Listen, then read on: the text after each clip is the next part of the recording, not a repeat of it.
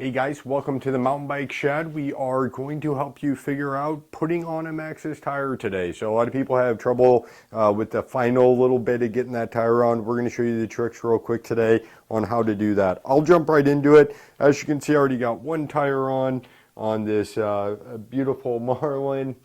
This is a Truck Marlin 5. Our rider's doing light off-road riding. We're not doing anything crazy. So we are going with a Maxxis Ardent.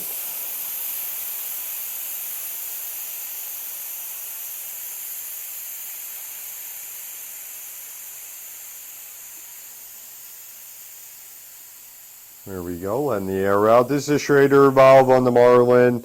If you have a presser, you're going to have to unscrew that nut first, and then there's going to be a little ring that's holding it into place. Unscrew that guy as well. You can remove the valve core if you have a tool to do so. You don't need to. But we get all the air removed out, then we're going to break the bead all the way around the tire. Don't cheat this process. This is going to make your life easier. So break the bead, take your hands, pull it away from the rim on both sides, all the way around. Alright, then you can stick your levers in there. If you have a tubeless rim, keep in mind you're not supposed to be using levers. So you can stick your lever in. If you need to, stick them both in. Hook one on a spoke. And while the other one's inserted in there, some tires you may have to do them at the same time. And then pull away. And we're going to go all the way around. This tire's going to make it look nice and easy. And I can take this one out maybe at that point. And then if we're working with a tube, which we are on this Marlin, it is not a tubeless ready bike, then I can pull that valve out and move on. I'm going to reuse this tube. So we're going with the 2.4 Ardent on the front. This bike is max tire size of 2.2 on the rear, but the fork's got a little bit more room, so we're able to get away with a bigger tire. On there right now you can see a 225 Maxxis Ardent. Really nice fast tires. So he does ride some like gravel around the neighborhood, things along those lines. So we went with the Ardent, so he can still mountain bike at Bluffview, all the mountain bike trails that are here in Eureka, but he can put in his mileage over at Route 66 or any of the local gravel trails. So anytime we're doing a tire, we want to leave the tire a little bit inflated, or if it's a new tire, slightly inflate it. Not all the way to the point to where it misshapes, but we do want it to hold its shape. So just enough to where it'll hold its shape and I can stick it in. I've got my valve stem here lined up with the logo. If I was doing a hybrid bike or maybe a friend's bike or something that didn't ride much, I wouldn't line up the logo. This is a guy who likes to mountain bike, so I will do that so people don't think less of him.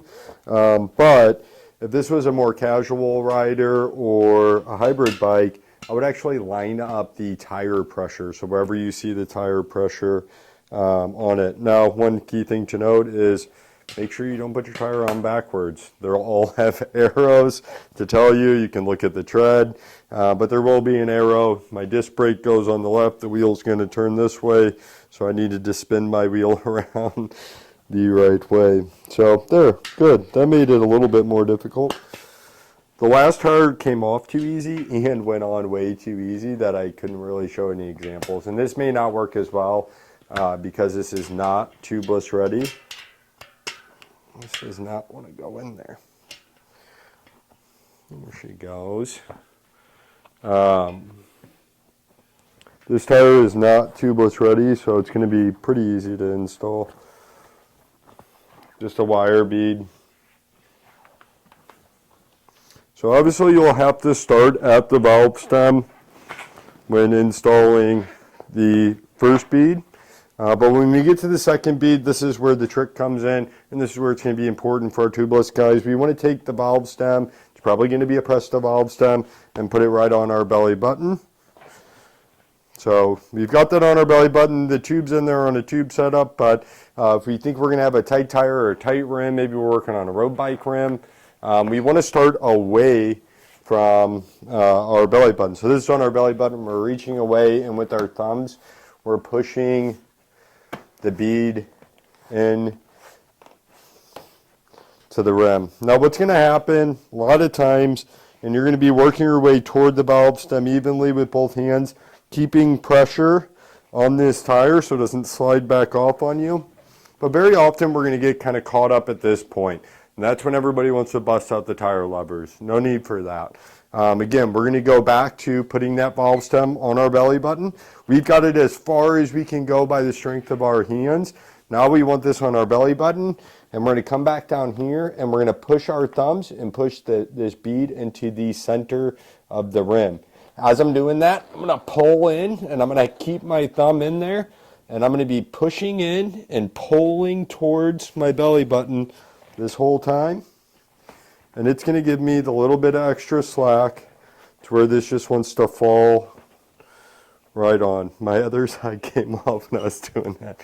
So I'm trying to make this look harder than it is, and it's making it harder than it is because this tire would have went on nice and easy. I pulled so much slack, the other side came off. But that's the trick. Put your thumb in it, start away from the valve stem, put the valve stem in your belly button, start away, pull towards you, and it will go on nice and easy every time. I don't care if it's a double down. I mean, double down is going to be hard no matter what, but you'll be able to do it. Road bike tires are really kind of the worst or the hardest.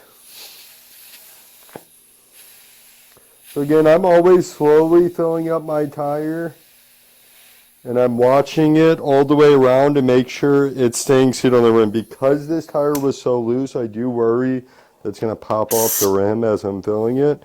So I do it really slowly. Max PSI on this tire is like 55. I'm going to go up there real quick here just to make sure I can get this whole thing seated. It appears to be fully seated. So where's our camera? Here's our camera. So wheel spinning, you can see there's no wobble in it. It's because I fully seated it. If you've got a big wobble in this tire,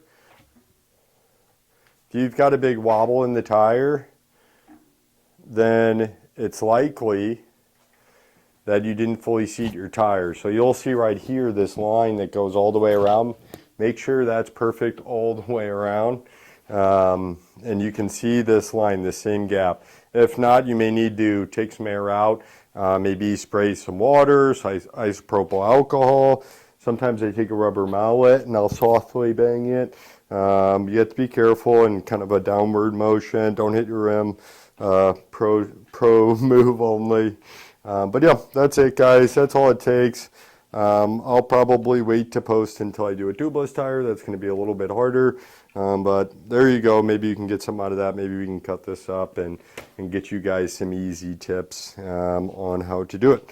Remember, when you put in your wheels back on a bike, we don't want to do it up in the air. We can get it into place slightly. We want our skewer to be straight in line with the axle when it reaches its point of contact. So when it wants to slide easily out of my hand, that's going to get us pretty close. And then when we camber that QR over, which I know you guys can't see it on camera, I want to have an impression on my hand for about 3 seconds. So I want to be able to kind of see that lever impression in my hand for about 5 seconds. But I'm not going to call that good. I need to get it down. I already trued the wheels for this customer's bike. We are doing a tune-up on it. We did that beforehand. But yeah, super easy bike. But yeah, there we go. QR. 1, 2, 3, 4, 5. Yep.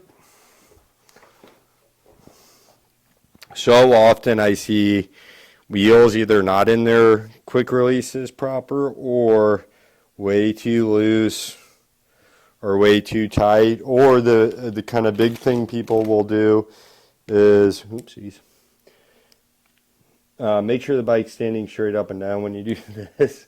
The big thing people will do is they'll fold over that QR either onto the fork or onto the frame, and it won't be fully closed. So we don't ever want it touching the fork or the frame. We want it closed because then we can use it as leverage to get it off. So you don't want it out in the middle of nowhere either. But that's it, guys. This bike looks super cool now. With the yellow Maxxis tires on board. Really nice. I think customers can be super happy. His bike's all cleaned up, ready to put some more mileage down on her. Thanks for tuning in. Again, please like and subscribe, and we'll keep putting out little maintenance videos. Maybe we'll do a double down or course core next. So appreciate you.